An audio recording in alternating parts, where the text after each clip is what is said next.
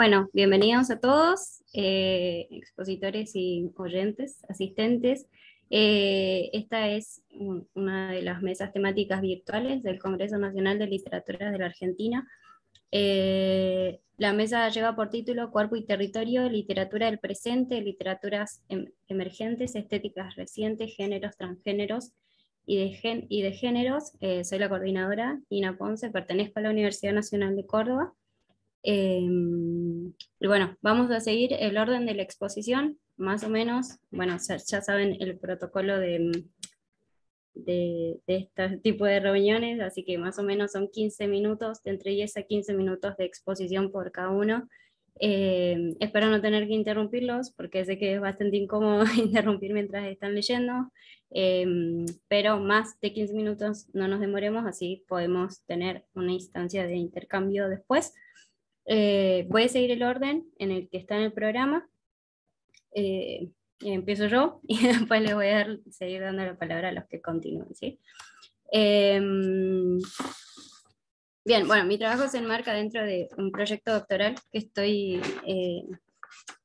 desarrollando, digamos, en torno a algunas literaturas de la Patagonia. Voy a poner el cronómetro yo también para no pasarme. Está probado esto, pero puede fallar. Y se llama Poéticas del Territorio Vivido, una lectura de la obra de Rafael Urreta Vizcaya, y empieza con un epígrafe también del autor.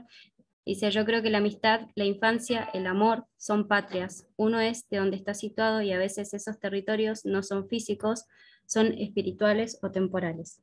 En esta ponencia me propongo explorar y analizar la obra del contemporáneo Rafael Urreta Vizcaya a la luz de diálogos o tajos que pueden establecerse con otras escrituras y configuraciones del imaginario de la región patagónica. Tomaré como fuente una de sus novelas, En la ruina, del 2013, y una entrevista que le realicé en el 2020 y que está publicada en la revista Recial de Córdoba, bajo el título Hablo de gente en el mundo vibrando por una mariposa. La tradición escrita sobre la Patagonia se inicia con ojos imperiales, dirá Luciana Mellado. De esta manera, desde Antonio Pigafetta, durante los primeros tiempos de la conquista, hasta Estanislao Ceballos, numerosos escritores, científicos, exploradores u hombres de Estado han construido un imaginario sobre la región que se ha replicado incansablemente. La Patagonia en esta cadena de sentido es solamente una tierra inhóspita, solitaria y hostil. En este marco de posibilidades, vengo trabajando hace algunos años con un recorte particular que es el de la literatura de fronteras, ¿sí? Que es un género que tiene sus particularidades que no voy a desarrollar acá porque no es el caso de esta ponencia, pero más o menos se desarrolla durante el siglo XIX y siglo XX, tiene un cruce del relato testimonial con el relato de viajes. En general están escritos por varones y en primera persona. Dentro de este género, y siguiendo lo planteado por Andrea Bocco, tenemos obras que vuelven a ese imaginario estereotipado, una línea más ortodoxa que responde a intereses del Estado, ¿sí? Pensemos en pleno proceso de la mal llamada conquista del desierto, y por otro lado tenemos otra línea marcada por las porosidades, los cruces y los intercambios, que es una escritura heterodoxa, huidiza, ¿sí? Como las escrituras de Ramón Lista o Santiago Avendaño. Estas escrituras presentan líneas de fuga al discurso oficial. Por ejemplo, Santiago Avendaño, desde su experiencia como cautivo y como intérprete, aunque finalmente se va de las tolderías, recuerda con cariño a su padre adoptivo. Y por otro lado, Lista, ¿sí? Va al desierto con con una inquietud completamente científica, pero hay un quiebre en su obra hacia 1891, época en la que Lista ya convivía con una tehuelche, con la que tiene una hija a la que le da su nombre, y ese es un dato importante porque, en todo este periodo de tiempo hay muchos hijos bastardos, que no son reconocidos por sus progenitores. Entonces, me parece que lo interesante de estas escrituras es que en un marco de condiciones hostiles y violentas para las comunidades indígenas y con un discurso oficial muy fuerte, hay escritores que proponen otra perspectiva. La heterodoxia entonces me sirve para ponerle nombre a estas contracorrientes, cauces alternativos a las lógicas más hegemónicas que imperan en un recorte histórico y que se manifiestan en la escritura y en la representación de una región, en este caso la patagónica. La literatura de la región austral es dialógica porque dialoga con todos estos recortes de pasados y es recursiva porque se repite, hay algunas cosas que se repiten en la cadena de enunciación. Las formas heterodoxas, al mismo tiempo, digamos, la categoría de heterodoxia no puede, o sea, siempre es relacional porque se vincula a cosas que son ortodoxas, digamos, uno no es heterodoxo por el simple, digamos, por el simple hecho de serlo, sino en relación con algo que no lo es. La Patagonia imaginada, escrita por autores fuera de la región, y con fuera digo que no hayan experimentado estar en la Patagonia, sino que hay una perspectiva, un lugar de enunciación que es desde afuera. Es representada como una tierra inhóspita, con naturaleza maravillosa y salvaje, habitantes monstruosos, violentos, incivilizados, es decir, y siguiendo a Luciana Mellado, desde una gramática de la desmesura. Lo imaginario es, según Castoriadis, una creación de significaciones y una creación de imágenes o figuras que son su soporte. La construcción del imaginario de la Patagonia se ciñe, digamos, dentro de la construcción que yo estoy rastreando, a los límites de la escritura y a las intenciones enunciativas de esos transeúntes que tenían los pies en un corte histórico, con condiciones de producción y reproducción particulares para sus discursos. La imagen que se construye sobre la Patagonia no imaginada, sino la vivida, la habitada, es diferente. Siguiendo a Ángel Uranga, que es un teórico patagónico también, dice que el imaginario es un magma de significaciones que nos hace hacer cosas de determinada manera. Entonces, es importante también comprender que el imaginario tiene una potencia performativa, ¿sí? Que además de ser imagen o una percepción, es una práctica. Se constituye en práctica. El imaginario, entonces, cuando se reconstruye, lo hace, digamos, en simultáneo con las prácticas que están vinculadas con él. Como fue indicado, la Patagonia ha sido escrita y reescrita.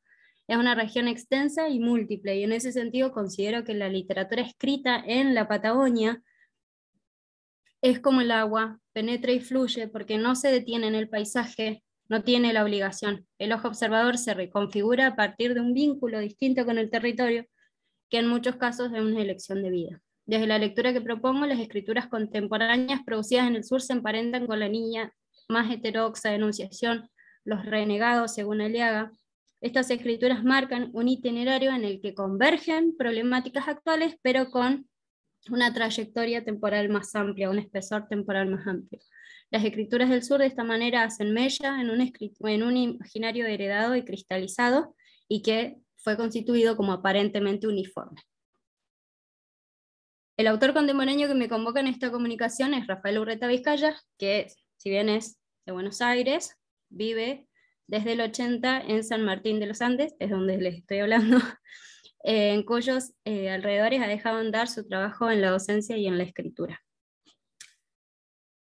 Rafael, como otros escritores asentados en lugares de la Patagonia, con los que con matices hace sistema dentro de la investigación que estoy desarrollando, encuentra en ella una inspiración que no se enclava en una tradición ortodoxa de las escrituras de la Patagonia, porque la experiencia con el territorio viene desde otro lugar.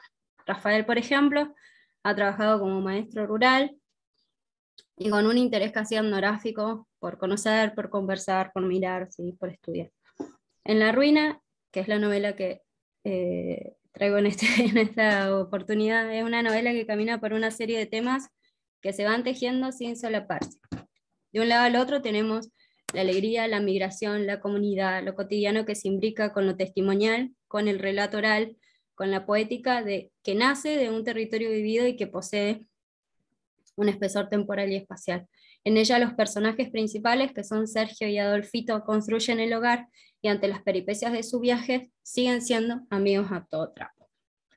Si se narran también microprácticas de heroísmo comunitario, como la falsificación de antigüedades mapuches, que es la metodología para que los viajes de estos personajes tengan sentido.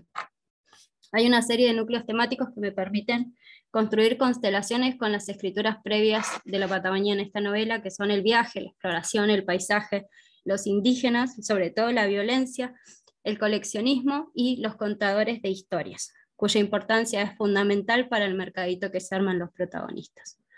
El paisaje en la novela es lo cotidiano, no genera extrañeza. La frontera entre lo rural y lo urbano se desarrolla por la necesidad de emigrar para trabajar o estudiar, pero con una conciencia de comunidad que me devuelven constantemente a la concepción de una Patagonia escrita de manera local, amorosa y comprometida, pero al mismo tiempo heterodoxa con la tradición escrituraria de la región. Y cito: se está yendo el verano y bien de golpe. El viento de abajo trae el saludo del otoño, los animales se mueven tomando las posiciones en el nuevo escenario. Hacen movimientos para quedar a tiro de la subsistencia, es decir, cerca del agua, pero no de la correntada, al reparo, pero no del lado donde van a formarse los bardones de nieve. Todos saben las cosas que quién sabe cómo las saben.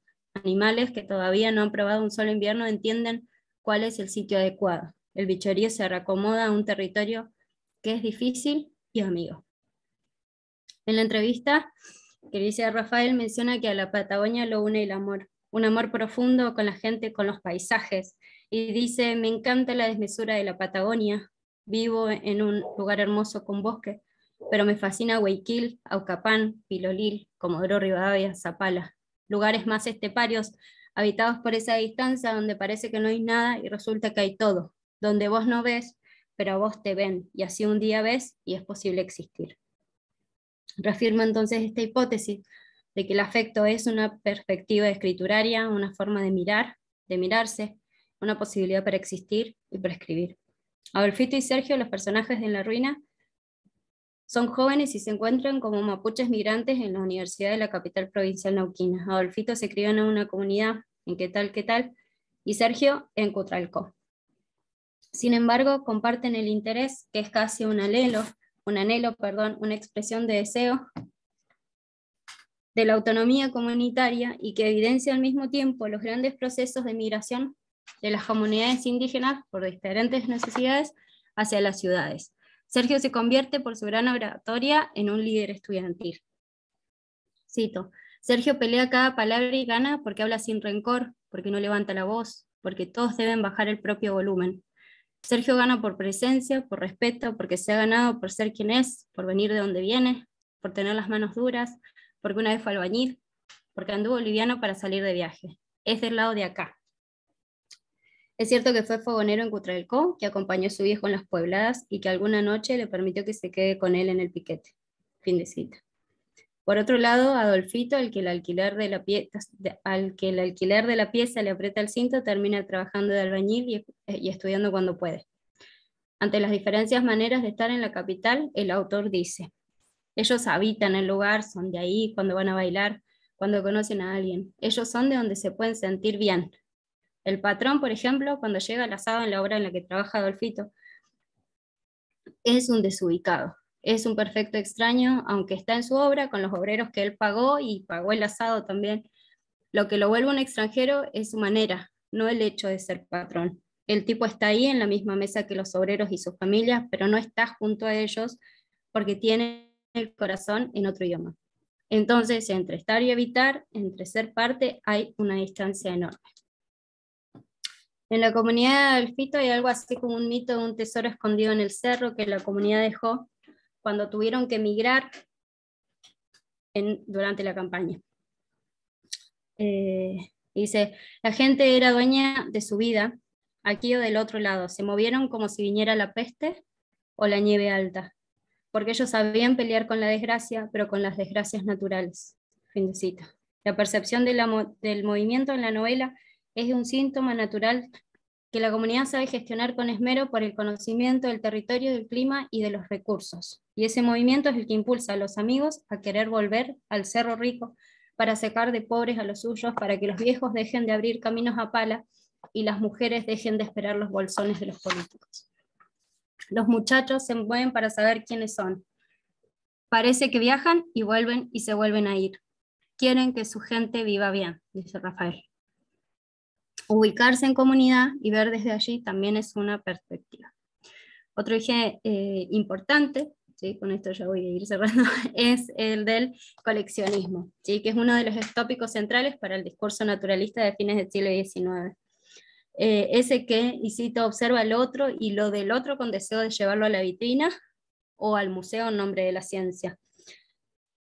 Hay puntas de flecha recién hechas, vasijas recién envejecidas, elementos que construyen dentro de la novela con gran inocencia comparados con los cráneos que coleccionaba Perito Moreno. Fin de cita. Adolfito y Sergio hacen una gran empresa. Visitas guiadas, construyen una cooperativa en la que participan todas las comunidades vecinas. En los engranajes de esta maquinaria de ficciones es tan importante el que fabrica las puntas de flecha como el que cuenta la historia. Y cito, reciben compradores que son llevados por un guía secreto, se los hace esperar toda la noche en la intemperie y al otro día muertos de frío y de miedo. Son atendidos por el compadre de turno que relata el éxodo cuando llegó el malón Winca con algunos hechos fantásticos. Los contadores de historia son como un certificado de garantía que no pueden tener colgado con un papelito y que los compradores se llevan adentro. Todos viven mucho mejor que con los planes, sin el gobierno y sin hacer caminos a pala. El trabajo debe ser bien hecho y poco para que continúe la dificultad de conseguir estos tesoros juntos con la vara ilusión de ser un poseedor exclusivo. Finalmente, lo que parece en esta novela es como la capacidad de manipular una perspectiva de enunciación, de contar bien la historia, es crear un universo de significados, de imágenes, en fin, un imaginario. Es suficiente para que un comprador tenga su certificado de garantía y replique la historia. Pero acá la ganancia es la posibilidad que tienen estos amigos de poder seguir viviendo en comunidad. Es la libertad de vivir sin dependencia, es también el amor al territorio y la exploración de sus inconmensurables posibilidades. Y eso es todo, gracias. Bien, ahora sí, es el turno, esperarme un cachito que busque el archivo. María del Mar, ¿sí?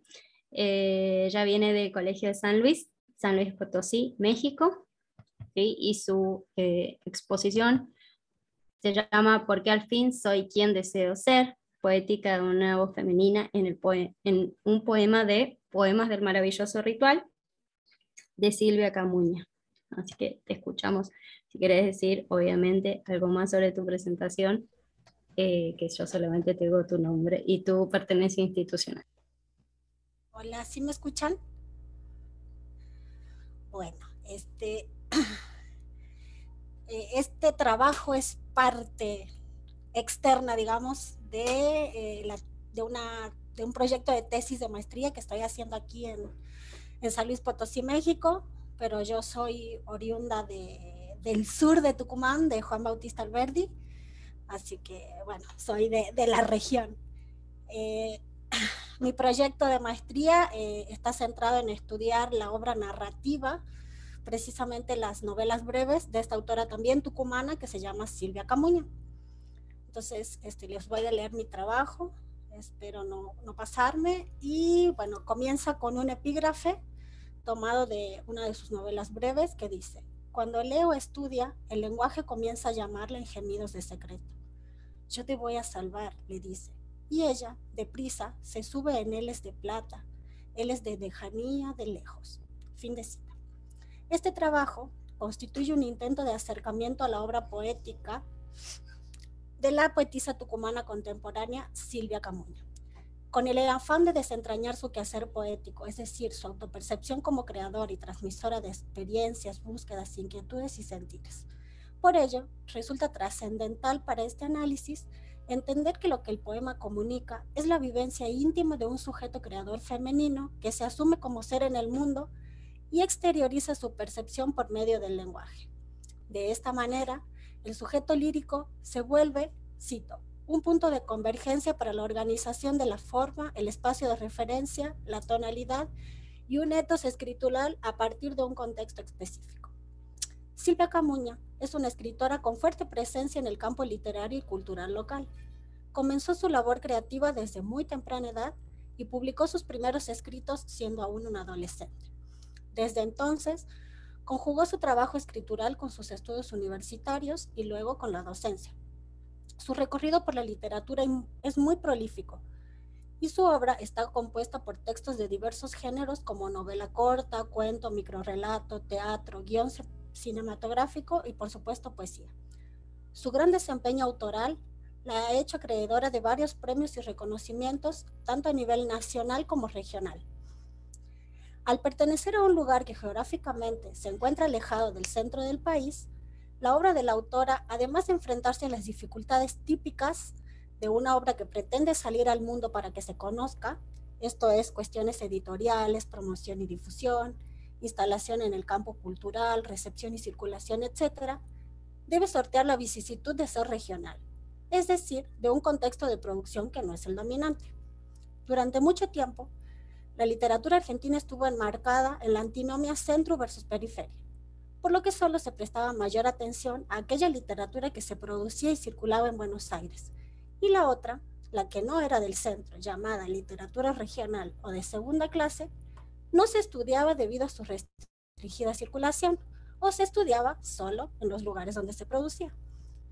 En un intento de mostrar la evolución de la historia literaria argentina y de anular percepciones que impidan apreciar la diversidad de la literatura, Pedro Luis Barcia plantea que toda literatura es regional y posee un sentido local. Esto es, pensar localmente y actuar globalmente. En este sentido, coincido con el crítico cuando afirma que la literatura regional no es aislacionista, sino integradora. Y es en esta perspectiva de localidad donde ubico la creación literaria de Silvia Camuña. Además de la disyuntiva capital-provincia, la obra de la tucumana se posiciona en otra dicotomía, la de la creación masculina versus la femenina, donde la primera prevalece sobre la segunda. Es sabido que históricamente la literatura estuvo reservada a los hombres. Sin embargo, las mujeres lograron abrirse paso y se impusieron con una escritura en el campo cultural y literario, tanto nacional como regional. Que las mujeres pudieran acceder a este mundo exclusivamente patriarcal, cito, no se trata de una moda pasajera, sino de un hecho irreversible, resultado de hondos cambios históricos, culturales y sociales que van confiriendo a la mujer cada vez mayor presencia. A esto se suma que el auge de la escritura femenina nada tiene que ver con la calidad de sus obras, sino con la necesidad de enunciar y visibilizar percepciones del mundo antes imposibilitadas, postergadas o marginadas. Darle su lugar y reconocer su arte es un gesto que el mundo artístico literario le debe a las escritoras. Ahora bien, para acercarme a la obra lírica de Silvia Camuña, he seleccionado el poema 1 de la sección Poemas del Maravilloso Ritual de su libro homónimo, publicado en 2018, que a mi parecer conjuga mucho de los elementos que constituyen su poética y que están presentes en la completud de su obra, no solo en la lírica, sino también en la narrativa y la dramática. En este poema, la autora deja ver su búsqueda interior de identidad existencial y pone de manifiesto la encrucijada entre el decir-no decir en la que se encuentra. Hay un predominio de las dimensiones subjetivas y privadas que se enuncian a través de un lenguaje cotidiano cuyas combinaciones significativas, a veces carentes de sentido, traslucen esa tensión entre decir-no decir. Además, hay una fuerte presencia del ser que siente y se reconoce como mujer creadora, donde el cuerpo es el medio a través del cual se manifiesta lo que se percibe. ¿Qué nombra su poesía entonces? La inscripción de la poetisa como mujer y creadora en el mundo. El yo lírico se asume femenino y desde allí enuncia su relación con el lenguaje. Desata los nudos que le impiden decir, postula inquietudes y finalmente converge en la aceptación de convertir lo vivido en una experiencia que posibilite nuevos vuelos creativos. Para mostrar esto, analizaré en el poema seleccionado los elementos textuales que me permitan demostrar dicha percepción y quehacer escritural que posibilitan que la poética femenina de la tucumana trascienda el poema y el género lírico para manifestarse también en su demás obra. El poema 1 presenta rasgos formales que lo acercan a las poéticas vanguardistas y contemporáneas. Por ejemplo, verso libre, sin rima, disposición estrófica heterogénea, ya que hay estrofas de 2, 5, 6 u 8 versos, y metro variado, pues se encuentran versos compuestos por una sílaba como otros conformados por 10. Resulta evidente que la forma que elige la poetisa para sus textos es deliberada, representa una subversión a la norma y expresa su deseo de manifestar libremente su conciencia creativa. El verso con el que se abre el poema enuncia una sentencia afirmativa que ofrece una interrupción abrupta de algo que al parecer tenía cierta continuidad. Cito, el hilo se cortó, verso 1. Este verso breve y contundente que tiene la función de anunciar un quiebre. La enunciación nos pone frente a un hecho que por efecto de la acción va a verse dividido, separado. Aquí, la palabra hilo refiere al acto de escribir que se ha interrumpido. Todavía no hay presencia explícita del sujeto que enuncia, solo se nombra un hecho acontecido. El sentido del verso inaugural se completa con los 4 versos que le siguen. Cito: las palabras se cortan al llegar a la cornisa y caen ondulantes sobre nubes o fuegos. Fin de cita. Ahora, ya no es solo el hilo el que se corta, sino también las palabras. Estas constituyen ese hilo de continuidad que la escritura que se ve afectada por la división abrupta de un corte. Se vislumbra la tan conocida metaforización del texto como tejido. Escribir es tomar el hilo de las palabras y tejerlas en pos de una creación única y personal. El sentido que aquí intenta construirse no debe perderse de vista, ya que la idea de tejido se encuentra íntimamente ligado con la mujer, pues tejer es considerado un oficio femenino. En esta imagen, la interrupción de la escritura no se produce en un momento cualquiera, sino cuando las palabras han llegado a la cornisa, es decir, a la cima saliente del proceso, al tope, y desde allí caen suaves de un lado a otro en forma de ondas sobre nubes o fuegos. El movimiento se puede sentir. Los lugares donde azarosamente caen las palabras son diametralmente opuestos, pero no irreconciliables.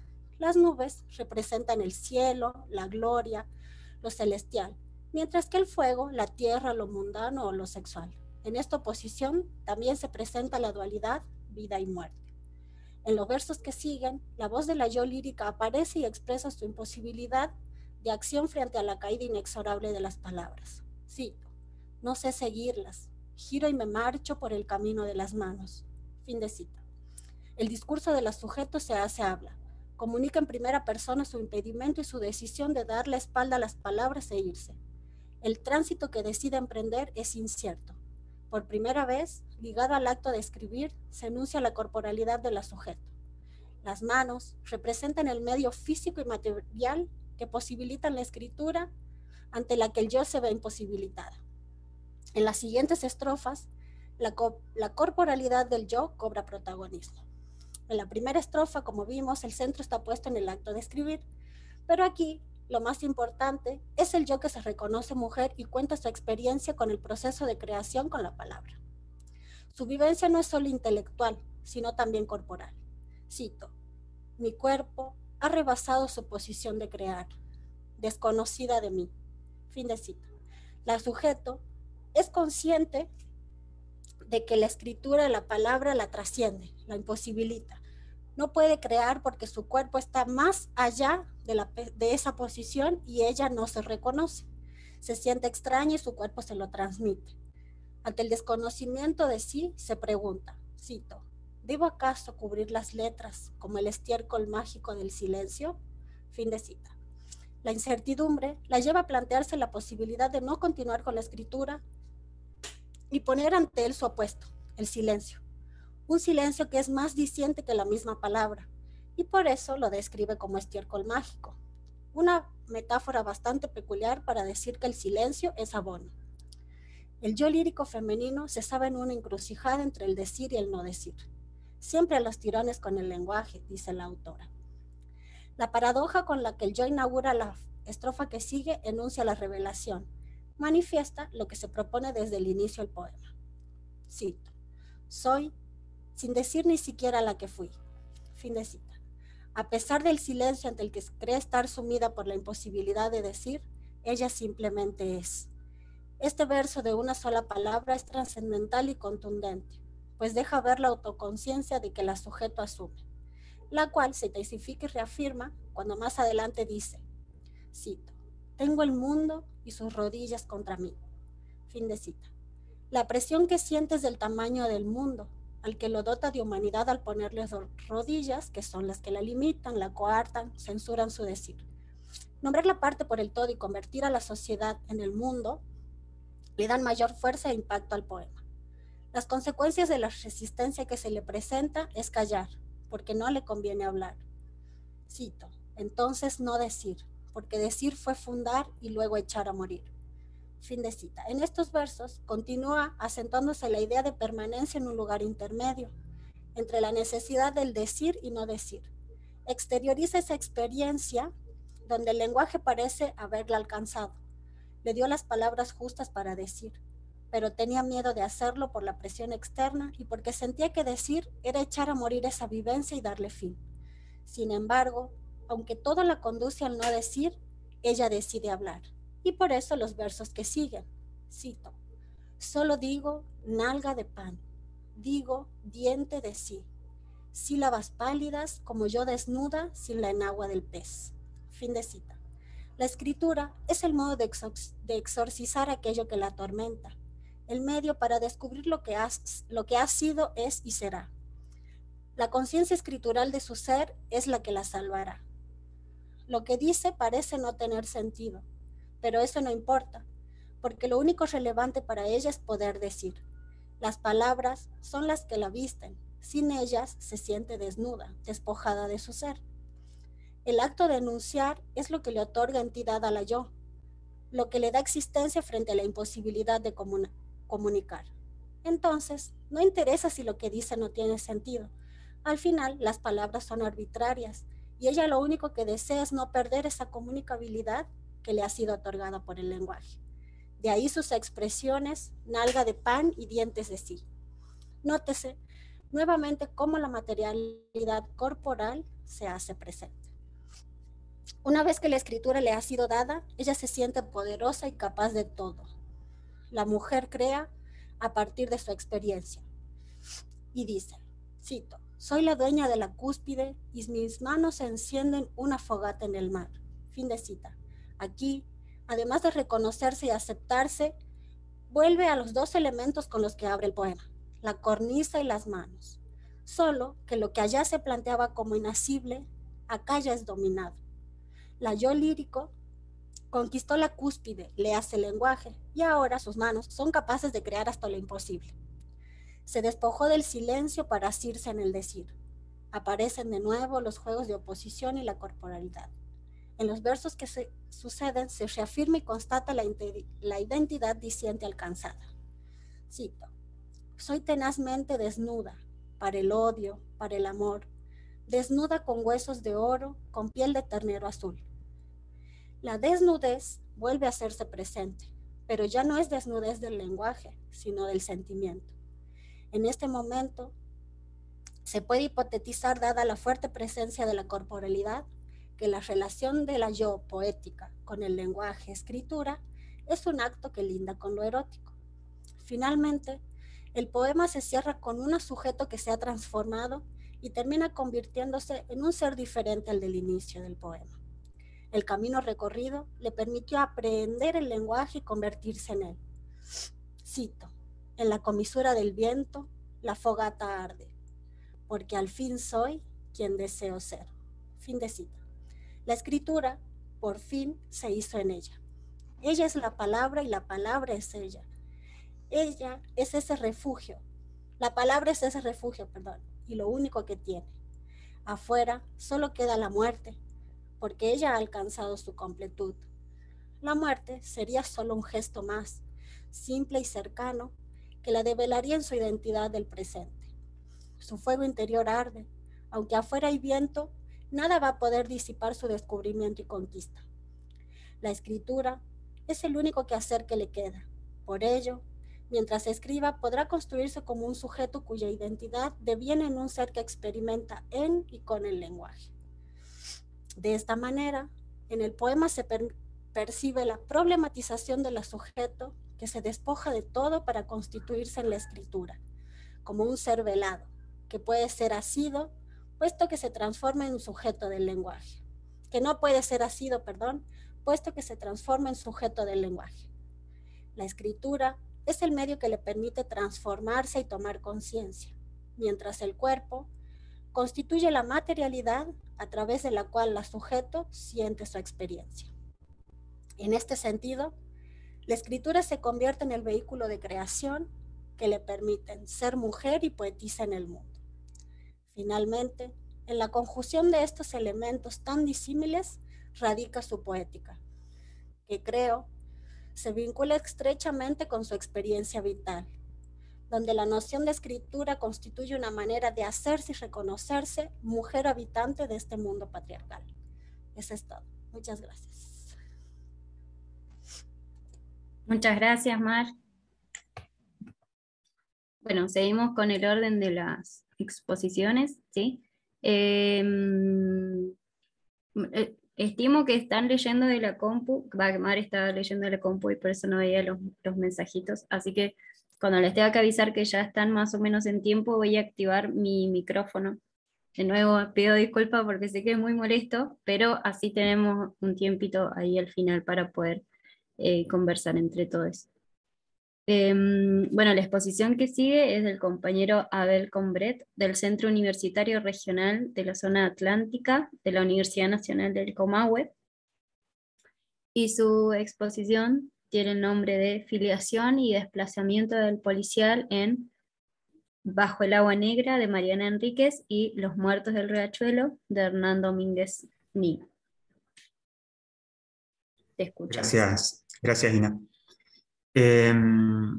Este trabajo en realidad forma parte de una investigación más amplia y que actualmente se encuentra en curso, que está situada, como bien señalaste, en el Centro Universitario Regional Zona Atlántica de la Universidad Nacional del Comahue. Esto es en la ciudad de Viedma, provincia de Río Negro.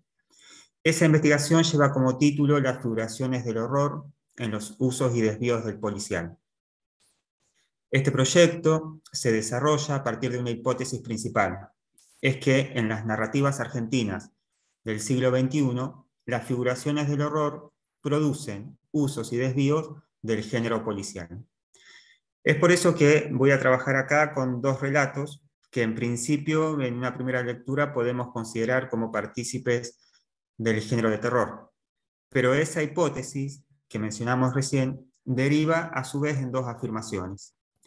La primera es que en esas figuraciones participan dos factores. Por un lado, las huellas del terror, tanto político-dictatorial como las del capitalismo, y por otro lado, el diálogo con otras formaciones culturales que se articulan en el tejido textual y en las que la imagen en todas sus formas tiene una notable gravitación.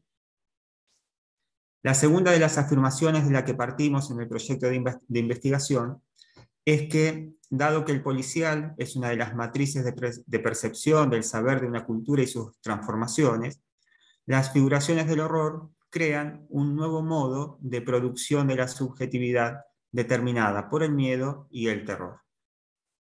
Se espera demostrar, a lo largo de toda la investigación, que estos factores trazan una nueva dirección de los proyectos góticos que se han sustanciado en la literatura argentina y en su articulación con otras formaciones culturales. La indagación se apoya sobre algunas evidencias. El contenido social, político y ético del policial como matriz significativa de funcionamiento del mundo y de la búsqueda de la verdad, en palabras de Ricardo Piglia. La idea de que su forma nunca se volvió fija, como afirmó Daniel Link. La conciencia de que funda un origen y una tradición propia a partir de los usos locales y de la especificidad de la situación de lectura, como ha señalado Mónica Bueno, y el protagonismo del lector-espectador, cuyas reacciones emocionales son parte de los textos visuales y literarios. Hemos definido un corpus primario considerando las narrativas de los últimos 10 años. Es así que el trabajo que traigo acá indagará en el cuento Bajo el agua negra de Mariana Enríquez, incluido en el libro Las cosas que perdimos en el fuego del año 2016, y en la novela Los muertos del riachuelo, escrita por Hernán Domínguez Nimo y publicada por Interzona Editora en el año 2018. Así, parto de la hipótesis de que ambos relatos exploran las posibilidades del relato policial, desplazando algunas de las convenciones del género, incluyendo elementos que en principio escaparían a algunas de esas convenciones, al menos si tenemos en cuenta la manera en la que ha sido desarrollado en nuestro país. Me refiero, por ejemplo, a la incorporación de la figura del muerto vivo o zombie. Esta línea de trabajo, aunque exceda las posibilidades de esta ponencia, y en consecuencia será profundizada en las siguientes etapas de investigación, sí puedo afirmar acá que varias escritoras y varios escritores contemporáneos de nuestro país han utilizado esta figura para narrar aquellos crímenes que, aunque fueran individuales, remiten siempre, en última instancia, al Estado. En este sentido, Bajo el agua negra, Los muertos del riachuelo, y Los muertos del riachuelo, forman parte de un grupo de producciones que, a mi entender, caminan por los mismos senderos y que, solo a modo ilustrativo, podemos mencionar también las novelas Ultratumba de Leonardo Sciolá, Los que duermen en el polvo de Horacio Convertini, El viento de la pampa los vio de Juan Pisano, y también los cuentos La masacre del equipo de vóley de Juan Terranova o El tío Gabriel de Luciano Lamberti. Todos y todas escritores y escritoras argentinas contemporáneos. Es en este contexto, entonces, en la producción de nuevos sentidos que proponen estos relatos, que emerge una pregunta. ¿Qué le hizo la dictadura a la literatura argentina? Para ensayar una respuesta, al menos parcial, diremos que en principio se observa un nuevo posicionamiento frente a los crímenes de Estado que deja atrás la entonación, la modulación en términos de Drukarov, que estaba cargada de seriedad y dramatismo de escritores y escritoras de generaciones anteriores.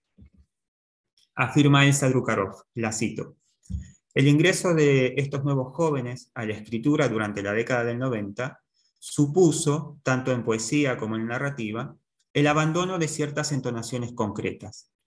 El nuevo cuento logra una modulación que evita la seriedad y el dramatismo de la narrativa anterior, incluso cuando relata algo tremendo. Tono socarrón o directamente sarcástico, y si no, neutro. La socarronería y sus gestos afines constituyen el principio constructivo, en términos del formalista Tignanov, de la nueva narrativa argentina.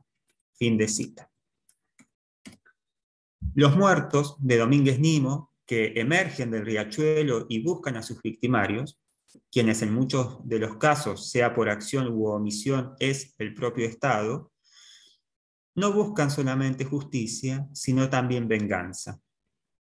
Dice el narrador, para diferenciar a nuestros zombies, a los que él presenta en ese relato de otros que son parte de la televisión y el cine, sobre todo norteamericano, dice lo siguiente, lo voy a citar: y si alguno los impulsaba a nuestros muertos vivos, y si algo los impulsaba, perdón, a nuestros muertos vivos, estoy seguro de que no era el hambre, sino la sed de venganza. Fin de cita. Este detalle, la inclusión de un nuevo concepto que pareciera querer acoplarse al lema memoria, verdad y justicia, es, creo yo, ya un corrimiento respecto a generaciones anteriores que se observa desde la publicación de la novela Los Topos de Félix Cruzón en el año 2008. Respecto a este nuevo posicionamiento, en el capítulo dedicado a los vuelos de la muerte, el cronista, narrador de Los muertos del riachuelo, afirma: no tiene sentido que escriba demasiado sobre el asunto. En esa época yo era un gurumín todavía. Además, ya se dijo todo. Además, nunca va a alcanzar. Este nuevo posicionamiento, el surgimiento y consolidación de esta nueva narrativa argentina, habilitó también la posibilidad de introducir lo sobrenatural en el realismo, las figuraciones del horror en el policial y el vínculo con otros géneros y formas narrativas. En este sentido, y como afirmáramos anteriormente, surge una línea de trabajo interesante sobre la inclusión de la figura del zombi en textos que adoptan en varios de sus aspectos formales procedimientos que son propios de la no ficción. Recordemos que el género novela de no ficción, también llamado nuevo periodismo en Estados Unidos, como ya había señalado Ana María Amar Sánchez en su célebre estudio sobre Rodolfo Walsh, no implica simplemente transcripciones de hechos más o menos significativos. Por el contrario, esos relatos plantean una cantidad de problemas teóricos debido a la peculiar relación que establecen entre lo real y la ficción, entre lo testimonial y su construcción narrativa. Pero más allá de eso, continúa la autora, cito, tienen como premisa básica el uso de un material que debe ser respetado, distintos registros, como grabaciones, documentos y testimonios comprobables que no pueden ser modificados por exigencias del relato. Así, el género de no ficción surge en estrecho contacto con el periodismo, y es este uno de los aspectos que retoma Domínguez Nimo en su novela a partir de la construcción del narrador como periodista y cronista. Cito, siendo mi tarea de cronista la de arrojar luz sobre estos hechos. Pero volviendo a la inclusión del zombi, creo que en los dos textos aquí analizados, es posible tomarla como una suerte de cristalización de la metáfora del fusilado que vive, relatada por Walsh en Operación Masacre. Hay un fusilado que vive, fue la frase que tiempo después de haber sido escuchada, le permitió a Rodolfo Walsh reconstruir los hechos de su investigación periodística que culminó con la publicación del libro que recién mencionamos.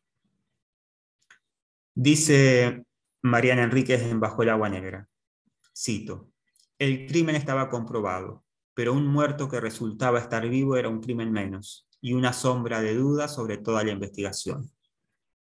Fin de cita. Siguiendo esta línea de pensamiento, podríamos arriesgar una afirmación. No hay lugar para metáforas en estos tiempos. Y es que desde Operación Masacre pasó la dictadura, pero también pasó la década del 90, la crisis y el estallido social de 2001. En este estado de situación, las técnicas realistas y testimoniales parecieran no alcanzar, no ser suficientes para relatar el crimen. En la nueva narrativa argentina, las marcas no provienen solamente de la última dictadura.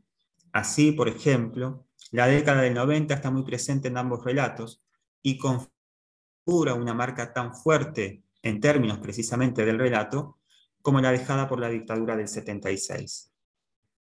En ese mismo sentido de presencialidad, el riachuelo, el río más contaminado del mundo, contaminado, cito, casi sin necesidad, casi por gusto, emerge, sí, como metáfora perfecta de una época y funciona en ambos relatos de la misma manera que lo hicieron los basurales de José León Suárez en Operación Masacre. El escenario, el locus por excelencia. Uno de los personajes de Bajo el agua negra le dice a quien investiga y narra los hechos, cito, durante años pensé que este río podrido era parte de nuestra idiosincrasia, ¿entendés? Nunca pensar en el futuro, tiremos toda la mugre acá, se la va a llevar el río. Nunca pensar en las consecuencias, mejor dicho, un país de irresponsables. Pero ahora pienso diferente. Fueron muy responsables todos los que contaminaron este río. Estaban tapando algo, no querían dejarlo salir y lo cubrieron de capas de aceite y barro. Y en la novela, Los muertos del riachuelo, se dice lo siguiente, cito, desde hace décadas, sé que me quedo corto, toda la inmundicia iba a parar ahí. La basura de la gente, su mierda, sus negociados, sus mentiras, sus vergüenzas, sus temores acumulándose unos sobre otros. El agua del riachuelo es todavía hoy, los argentinos nunca aprendemos de nuestros errores, un extracto de todo ese desecho mutilado, un destilado de miseria humana, la bilis de la historia del país en la boca de su ciudad capital. Fin de cita. En el libro de Domínguez Nimo, además, en el capítulo titulado Los 1500 días, se narra cómo uno de los muertos del riachuelo asesina a María Julia, convirtiéndose esta en la única víctima, entre comillas, que no tuvo relación directa con su victimario. Es decir, nuevamente la venganza. Se dan entonces, a mi entender, para ir concluyendo, una serie de corrimientos, de la aspiración a un hiperrealismo documental del nuevo periodismo iniciado por Walsh, a la deformación a través del grotesco, del testimonio a la narración paranoica, del documental al terror clase B. Se produce una distorsión, un desplazamiento, un error deliberado. Claro que ese procedimiento no es nuevo en literatura, basta pensar en el esperpento, creado por Valle Inclán en las primeras décadas del siglo XX, un modo de ver la realidad que se extendió a toda su obra y se convirtió en su poética y al que él mismo definió en la famosa escena 12 de Luces de Bohemia. Lo voy a citar. Los héroes clásicos reflejados en los espejos cóncavos dan el esperpento. El sentido trágico de la vida española solo puede darse con una estética sistemáticamente deformada. Las imágenes más bellas en un espejo cóncavo son absurdas. La deformación deja de serlo cuando está sujeta a una matemática perfecta. Mi estética actual es transformar con matemática de espejo cóncavo las normas clásicas. Fin de cita. Aunque, como es evidente, dar cuenta de la realidad mediante su distorsión viene de antaño, ni siquiera es exclusiva de la literatura ni de nuestra literatura, sí debemos decir que tiene una interesante proyección en los trabajos de escritores y escritoras argentinas contemporáneas. Creo que Bajo el agua negra y Los muertos del riachuelo son dos claros ejemplos, tanto de las filiaciones como de los desplazamientos, los usos que las nuevas generaciones de escritoras y escritores realizan respecto al policial. Muchas gracias. Muchas gracias, Abel. Bueno, continuamos. Ahora vamos a escuchar a Nicolás García, que es de la Universidad Nacional del Sur. El título de su trabajo es La persistencia del impulso cognoscitivo en la ciencia ficción argentina, el caso de Algo Más, de Marcelo Cohen. Bueno, gracias, Ina. Sí, bueno, este es un trabajo que en verdad es un fragmento de un artículo de investigación en desarrollo y se enmarca en el proyecto de tesis doctoral mío que lleva por título El retorno de la cognición científica y la consolidación de la legibilidad genérica en la nueva narrativa de anticipación argentina. El interés teórico en la ciencia ficción proviene en gran medida del equilibrio singular entre una modalidad narrativa que desciende de la literatura fantástica y la atención científica, cito a Broderick, que ésta le dedica a su objeto. En pocos casos es más relevante el estudio del vínculo entre cognición y extrañamiento, que canónicamente ha delimitado la genericidad del arquitecto de ficción anticipatoria, que en la producción literaria del reputado escritor argentino Marcelo Cohen. La cualidad enciclopédica, una textualidad abierta, una enorme red de saberes especializados que desestima en simultáneo los tropos agotados del universo semántico del género, define la marca del autor. Conceptualmente compleja, la episteme narrativa implícita en las ficciones de Cohen se ramifica a tal punto de obliterar toda referencia concreta a las teorías aludidas. Corresponde a la tarea del crítico literario, por ende, reconstruir el horizonte epistémico que da origen a un tipo de verosímil elaborado por una retórica tendiente a un secretismo conflictivo, cito a Martínez, ya sea que se lo entienda como uso o apropiación, en palabras de Page, o ficcionalización, en palabras de Martínez, del discurso de la ciencia.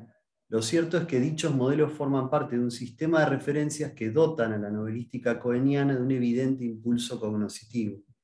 El vínculo de la literatura de Marcelo Cohen con el paradigma de la física cuántica y las teorías del caos es un tema de reciente abordaje.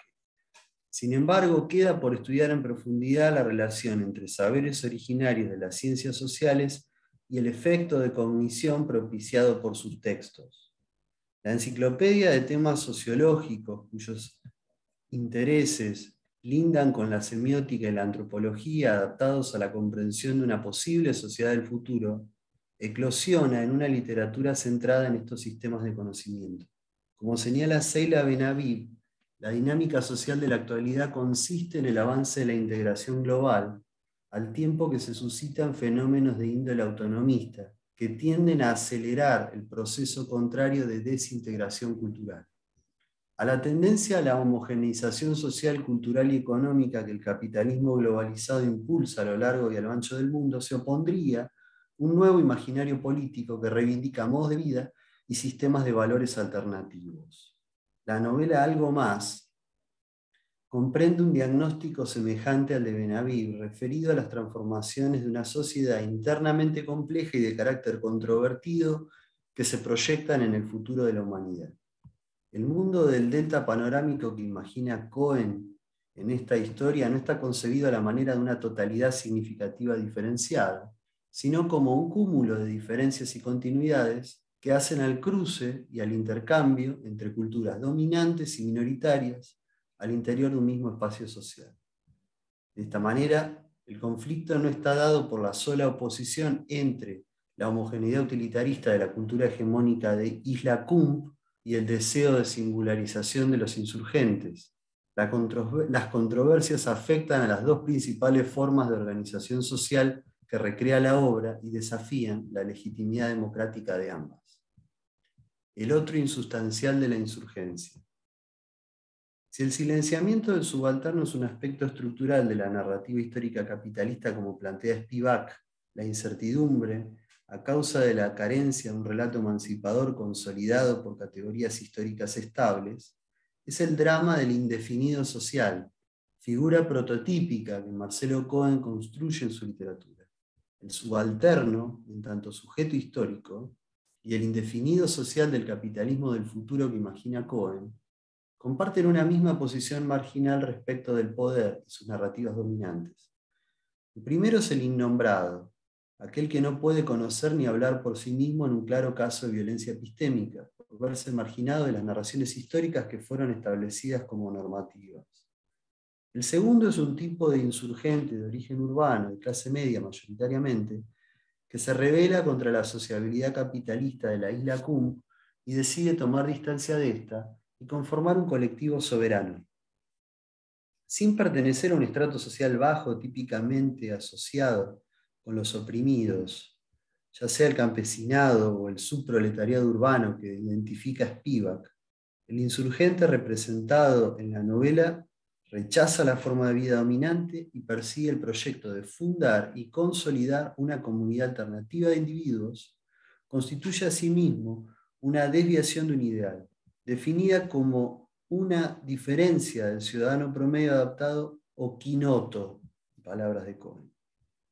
Al utilitarismo hegemónico y las diversas formas de homogeneidad cultural de la isla, la comunidad del lugar 2 le opondrá una constancia en el cambio, dada por la búsqueda incesante de trabajos comunitarios que contemplen un saber y un lenguaje de esos nuevos modos de vida apartados de las taxonomías heredadas.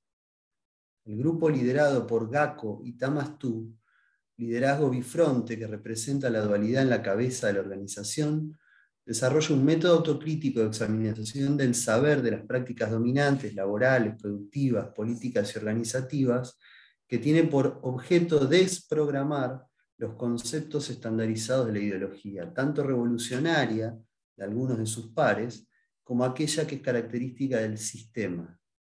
Se produce así, en los márgenes de la episteme capitalista, el surgimiento de una contrasociedad compuesta por sujetos irremediablemente heterogéneos, cuya autonomía se circunscribe a una identidad en diferencia.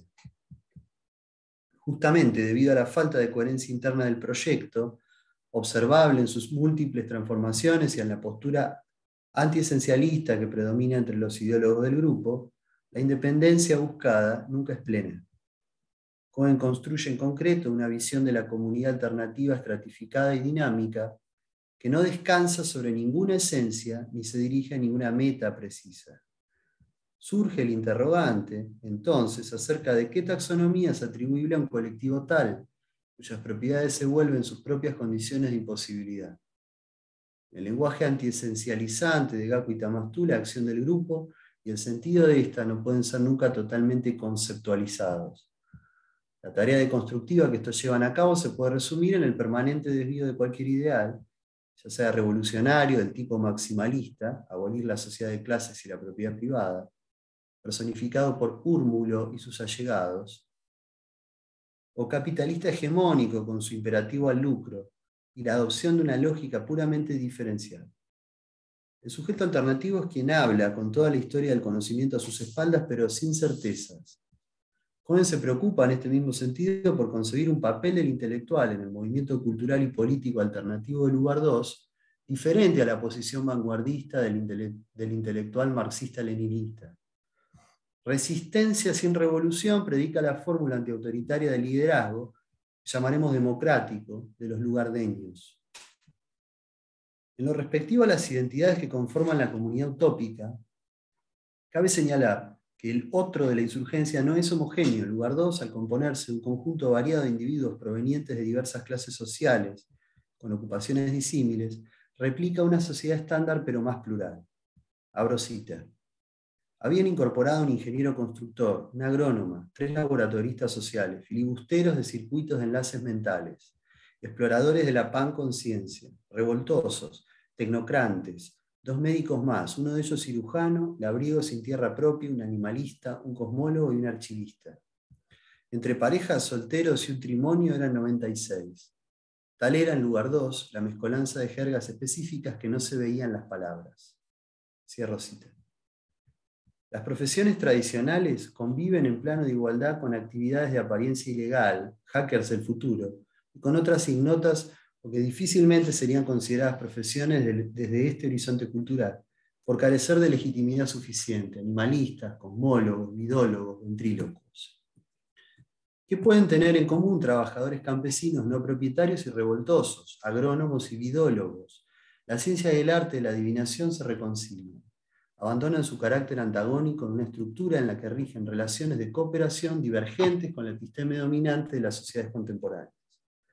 La identificación con una misma forma de resistencia a las leyes económicas del sistema produciría en el futuro de la especie alianzas entre oprimidos, conjetura la novela. Asimismo, debe decirse que la lucha de los protagonistas difiere de nociones unitarias como la lucha del pueblo o la lucha de los oprimidos. No hay tal colectivo de identificación que venga a encarnar a un sujeto anterior ya constituido. La contranarrativa que la historia del establecimiento del lugar 2 y sus sucesivas crisis desarrolla, contempla, a diferencia de la marxista aludida, la insustancialidad de la identidad de sus miembros y del proyecto en general. La excepción a la regla general de la intransigencia económica dada por el uso de criterios impuros al momento de definir cuestiones ligadas a la inversión, la compra de un terreno o la sustentación de la comunidad, expone al grupo a ser juzgado como poco autónomo y por ende también poco revolucionario. En el momento en que su labor agrícola es amenazada por trabas burocráticas e intereses económicos de consorcios mineros, la comunidad se integra a la lógica de la competencia, dedicándose a mejorar genéticamente sus semillas para aumentar la producción. A pesar de que su posición es minoritaria y por esta razón es derrotada por las políticas monopolistas del Estado, que favorecen a grandes compañías cerealeras, los beneficios de la exportación, del comercio internacional y sus ganancias no deja de ser uno de los objetivos del emprendimiento.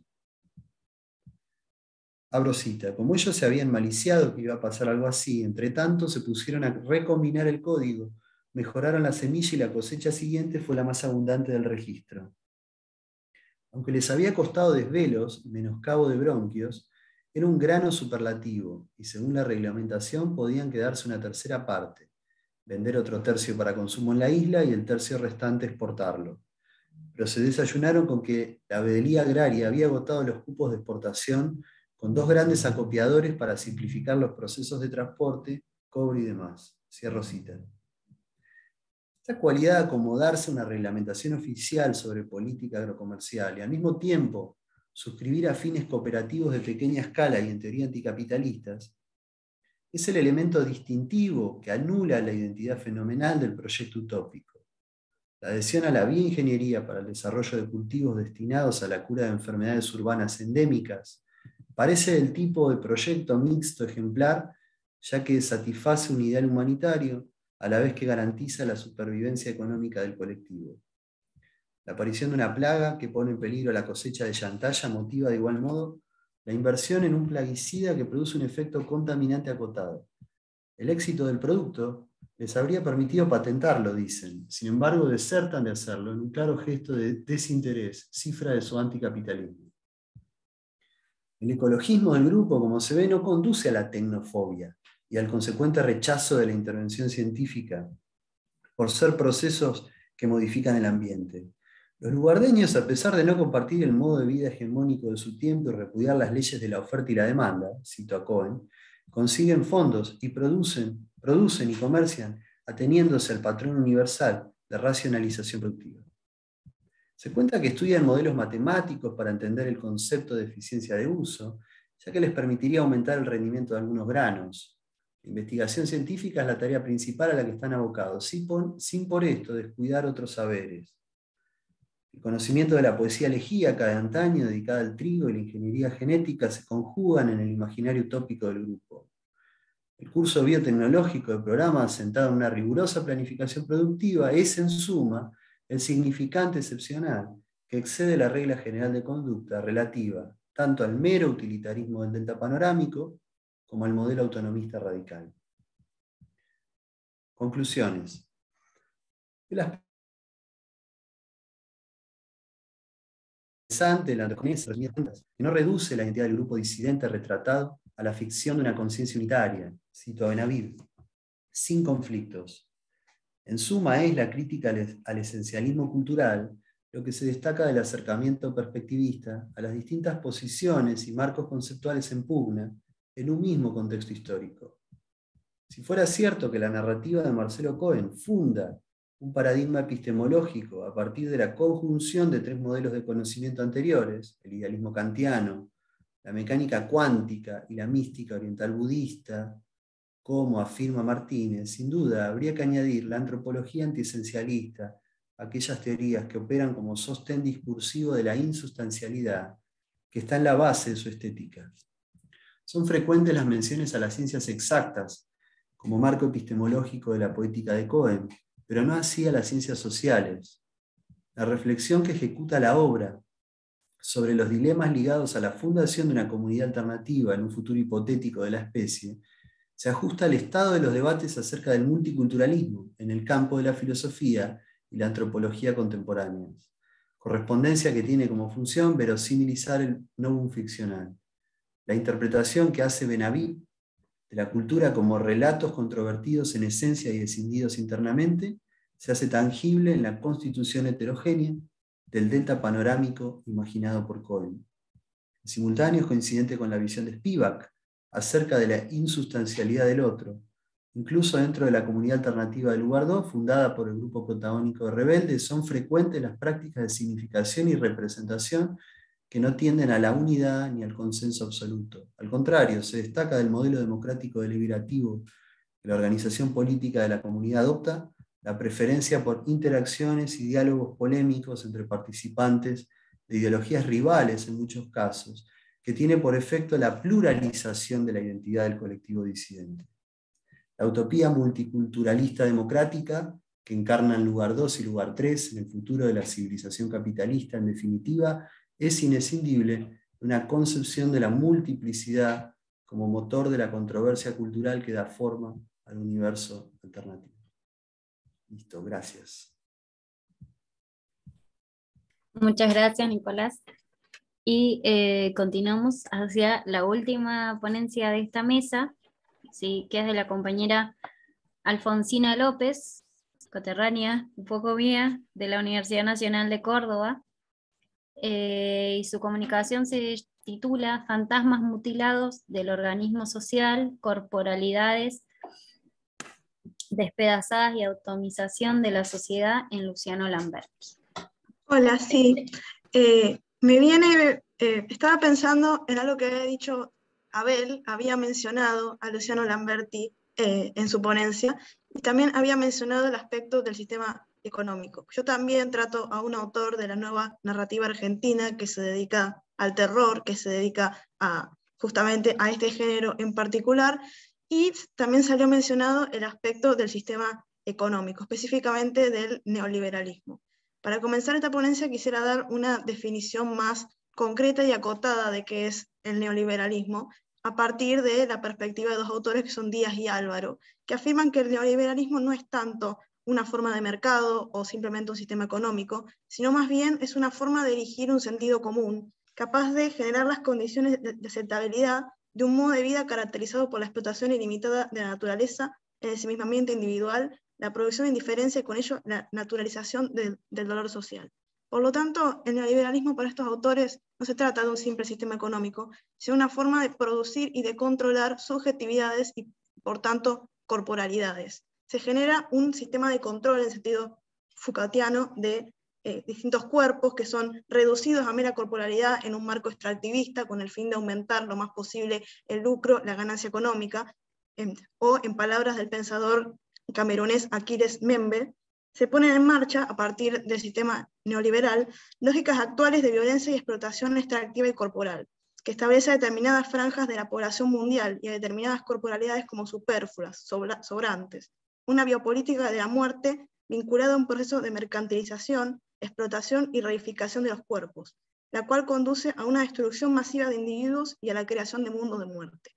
Es decir, a partir de la implantación del sistema neoliberal a nivel mundial, a nivel global, existe una plantación de determinados sectores que son determinados como mera corporalidad. Su subjetividad es mutilada, sus cuerpos son reducidos a un mero factor de extracción, y ese es el destino, digamos, de grandes sectores, sobre todo del sur mundial, y particularmente en Argentina a partir de los años 70 y con particular fuerza, sobre todo a partir de los años 90, hasta la implosión de este modelo que se da con el estallido global, con el estallido social del año 2001. Es a partir de este momento en que este modelo, implantado con tanta fuerza, comienza a experimentar cada vez más cuestionamientos a partir, sobre todo, de la nueva narrativa argentina. Se empieza a visibilizar en la narrativa de terror de Lamberti y en otras poéticas de esta nueva forma de escribir,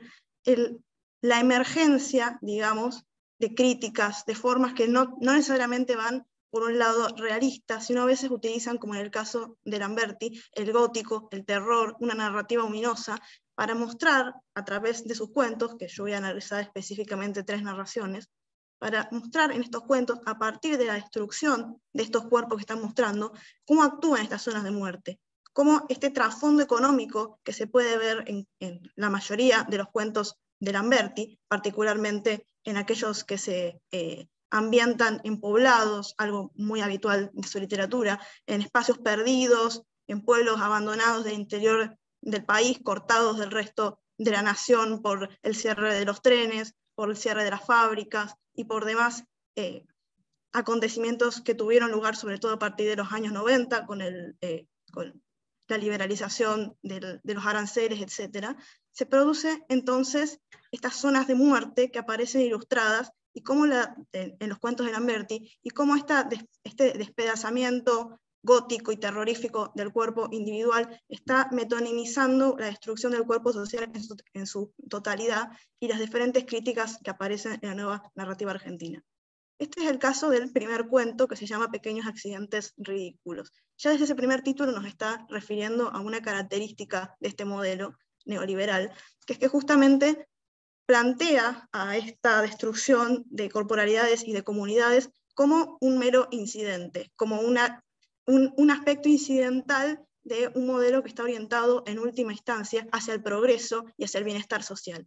Justamente eso es lo que experimenta el narrador, el protagonista de este cuento a lo largo de toda la historia. Tenemos constantes menciones a elementos que él interpreta y su familia y todo lo que lo rodean, interpretan como simples incidentes, que implican la destrucción del cuerpo propio y del cuerpo de los demás, pero que implican en todo momento una referencia velada a la precariedad social. Tenemos, por ejemplo, que un empleado de la fábrica de su padre, que apostó todos los ahorros de la familia en un marco triunfalista de los años 80, del boom de la plata dulce, apuesta toda la plata de la familia, el dinero, a un caballo de carrera, no triunfa. El resultado es que no puede, digamos, asegurar la seguridad de sus empleados, y uno de ellos pierde la mitad de sus dedos por efecto de una prensa.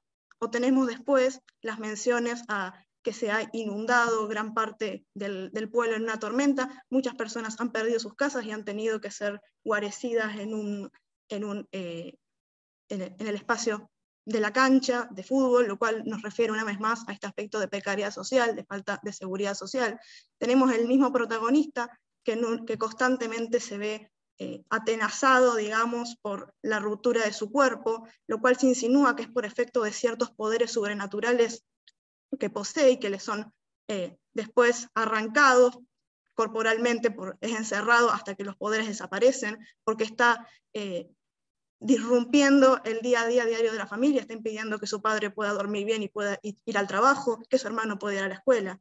Es decir, tenemos estos elementos que parecen que según él son meros incidentes, pero que nos están refiriendo a esta lógica de encerrar el cuerpo, de mantenerlo, de la precariedad social, la imposibilidad de cuidarlo, la lógica extractivista. Se nos relata constantemente, este protagonista vive, podríamos decir, en una zona de muerte, y constantemente quiere salir de su pueblo porque percibe que no hay ningún futuro para él ahí.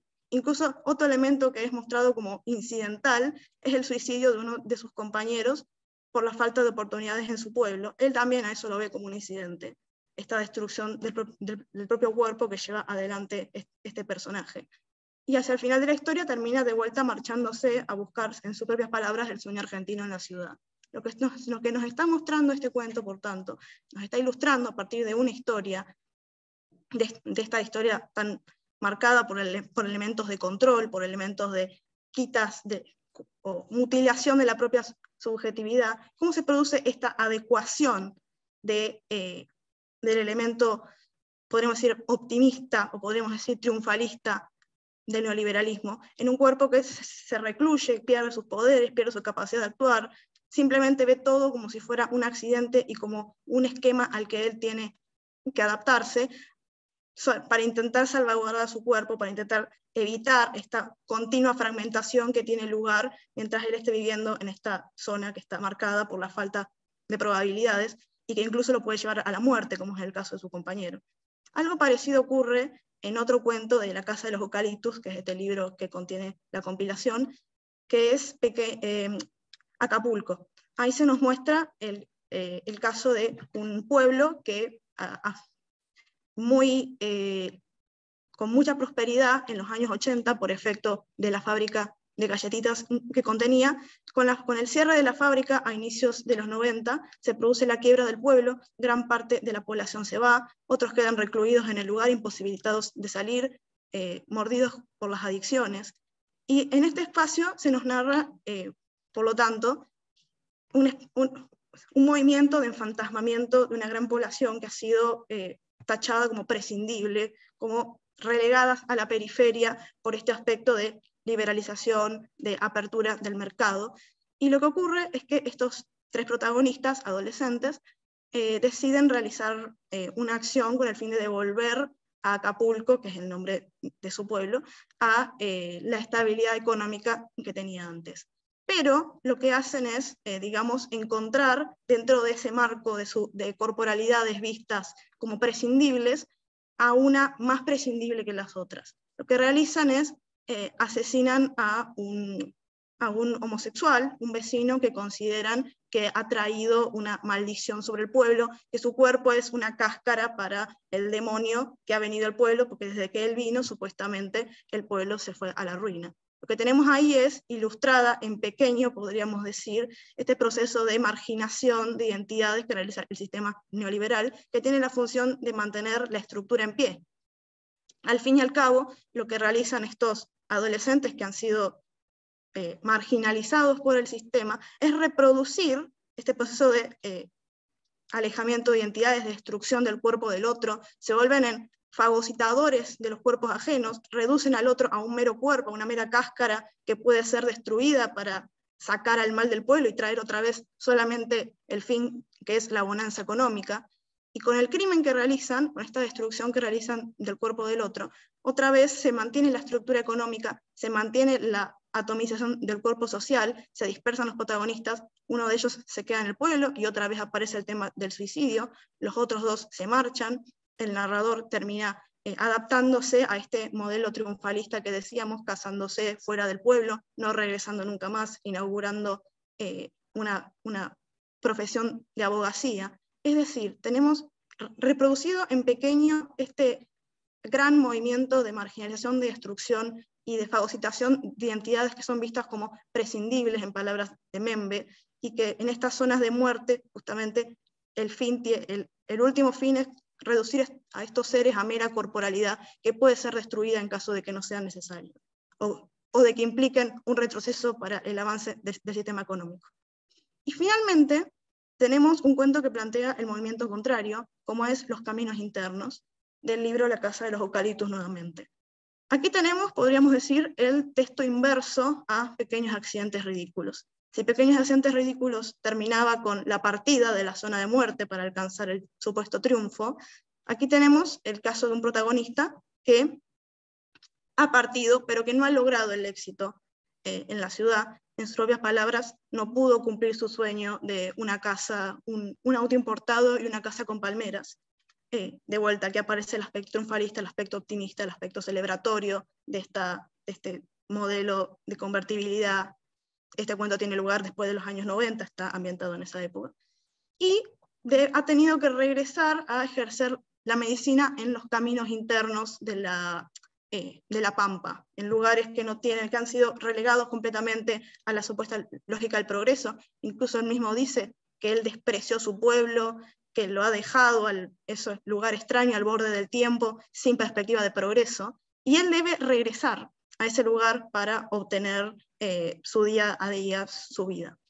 Pero al volver, lo que encuentra es, conduciendo por estos caminos internos sin asfaltar, lo que encuentra es una copia, parece que exacta, del pueblo que abandonó, de su pueblo natal, que aparentemente, por lo que se dice, ya no existe. Ha dejado de existir porque todos sus habitantes se han ido por la falta de oportunidades económicas.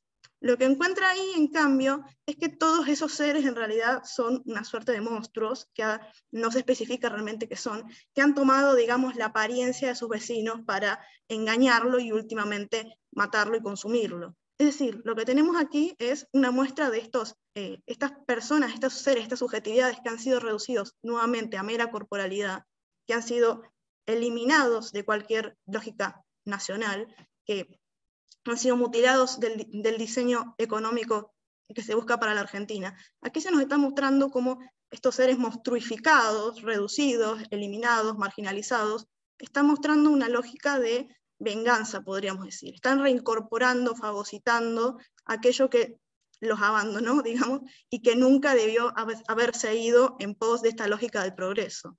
Tenemos, por tanto, una destrucción del cuerpo, pero ya no es, podríamos decir, hacia el ser marginado, sino hacia aquel que ha abandonado esta zona marginada en pos de un triunfo que nunca se dio.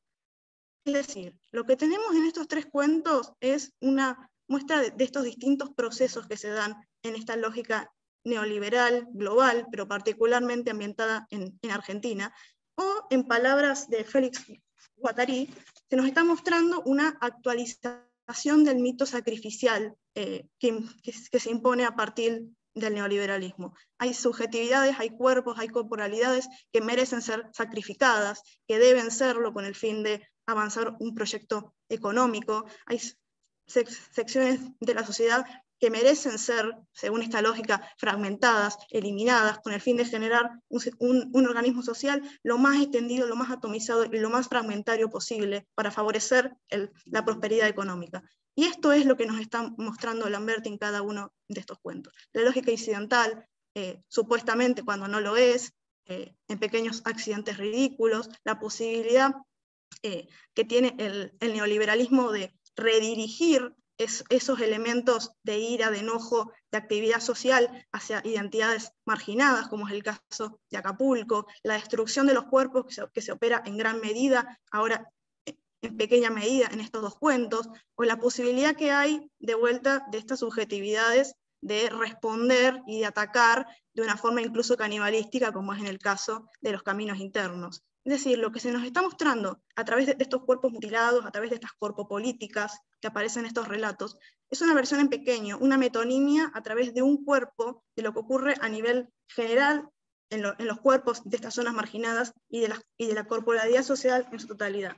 Una perspectiva que, en palabras de otro de los cuentos que aparecen en esta compilación, era como si los cuerpos enterrados allá los llamaran con un canto delicado a través del espacio. Semillas en la tierra, brillando en su oscuro vientre, que en algún momento se calentarían, se abrirían. Oía su canto en todo momento.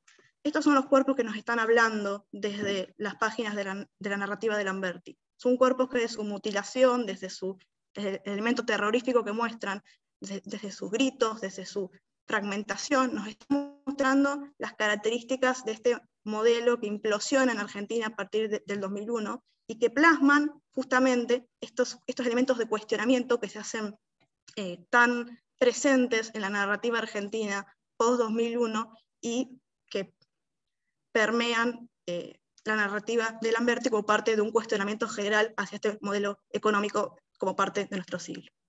Muchas gracias. Bueno, muchas gracias, Alfonsina, muchas gracias a todos los integrantes de la mesa por su participación. Quedan poquitos minutos, pero sí me gustaría que si, bueno, hay alguien de los oyentes que quieren hacer alguna intervención o si quedó alguna duda, puedan abrir su micrófono y consultar, o si hay algún tipo de comentario entre también los compañeros de la mesa, lo puedan hacer ahora, si no empiezo a hablar yo.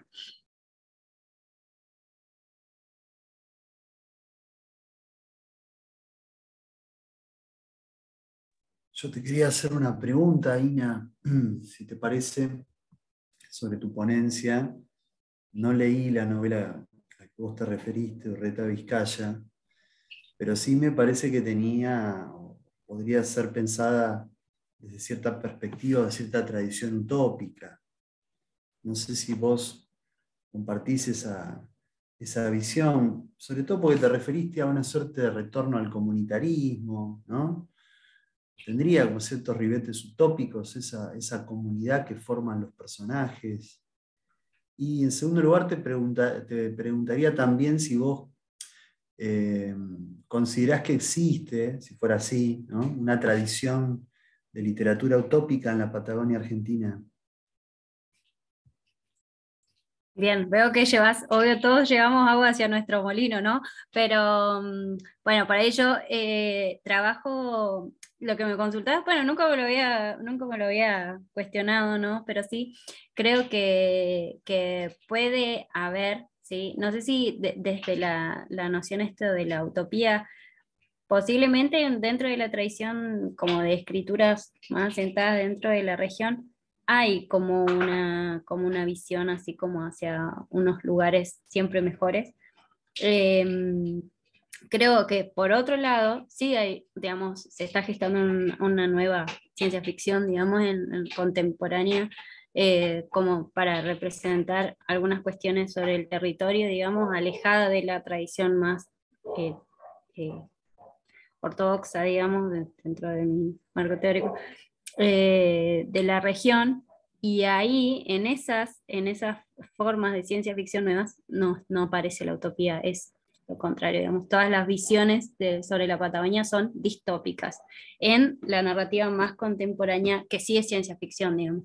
En esta otra, digamos, que es de otro estilo, digamos, creo que hay otros vericuetos que tienen que ver con estas como reescrituras o de voces silenciadas, o de otras formas de generar comunidad, ¿sí? O de otras formas de comprender o habitar ciertos territorios, ¿sí? Que tienen que ver, bueno, por un lado, con la noción de afecto hacia los territorios, con una nueva perspectiva de comprenderlos, y sin romantizar tampoco el territorio ni a los personajes ni nada, digamos, que es, digamos, o sea, que es otra de los grandes ejes del discurso del siglo XIX.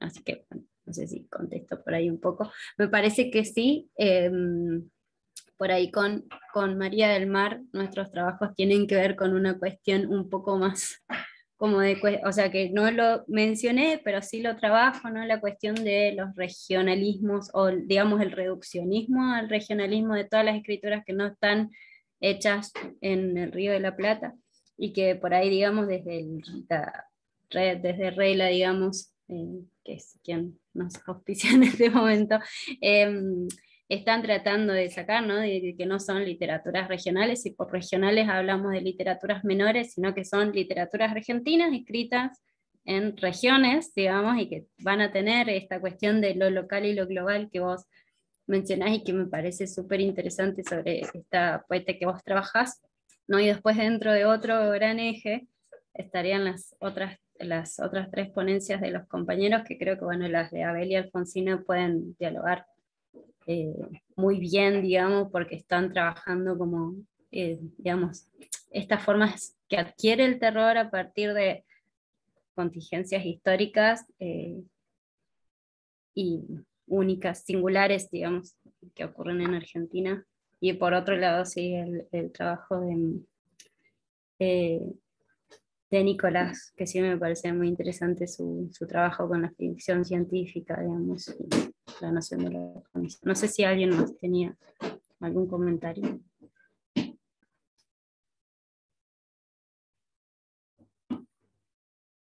Bueno, si no es así, estamos en hora, así que bueno, de nuevo les agradezco a todos los lectores y bueno, nos encontraremos en otras mesas virtuales. Estimo que somos los que no hemos podido viajar a Jujuy, así que bueno, eso.